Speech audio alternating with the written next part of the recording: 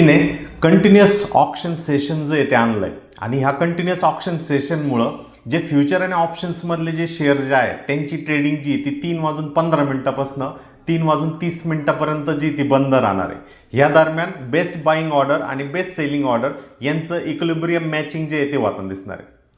याच्या अगोदर व्हायचं असं की शेवटच्या 30 मिनिटांमध्ये जे काही बाईंग किंवा सेलिंग राहायची त्याची जी मॅचिंग व्हायची त्यानुसार क्लोजिंग प्राइस जी आहे ती आपल्याला ठरवताना फ्युचर आणि ऑप्शन्समध्ये बनताना दिसत होते।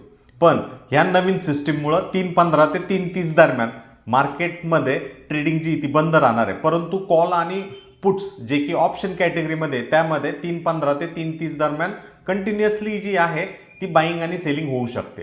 परंतु या फ्युचर आणि ऑप्शन स्टॉकचा इंडेक्सच्या क्लोजिंग प्राइसवरती जो की 3:30 3:40 तो जो आहे तो परिणाम होताना दिसणार आहे। आणि त्यामुळेच तुम्हाला सोमवार 3 ऑगस्ट, मंगळवार 4 ऑगस्टच्या दिवशी क्लोजिंगच्या वेळेस म्हणजे 3:35 ते 3:40 दरम्यान अगदी 200-300 पॉईंटच्या कॅन्डल ज्या आहेत त्या निफ्टी तथा सेक्टरल इंडायसेसमध्ये होताना दिसत आहेत।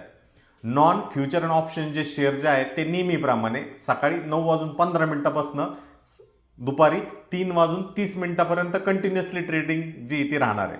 तुम्ही जर इंट्राडे ट्रेड करत आहात तर त्यानुसार तुम्हाला 3:15 तुमची जी काही फ्युचर अँड ऑप्शन्समधली जी काही पोझिशन जी असेल स्टॉक्समधली ती क्लोज करणे अनिवार्य आहे। कॉल्स आणि पुट्ससाठी तुम्ही कंटिन्युअसली 3:30 ट्रेड तिथं करू शकता। याच्यामुळं जे काय अगोदरची प्रचलित रिजिम तयार झाली ती गॅमा ब्लास्ट 3 वाजायच्या आसपास किंवा 3 नंतर त्या आता बंद होताना दिसणार आहे आणि याच्यामध्ये मार्केट जे आहे त्याचं डायनामिक्स पुन्हा एकदा बदलताना आपल्याला दिसणार आहे।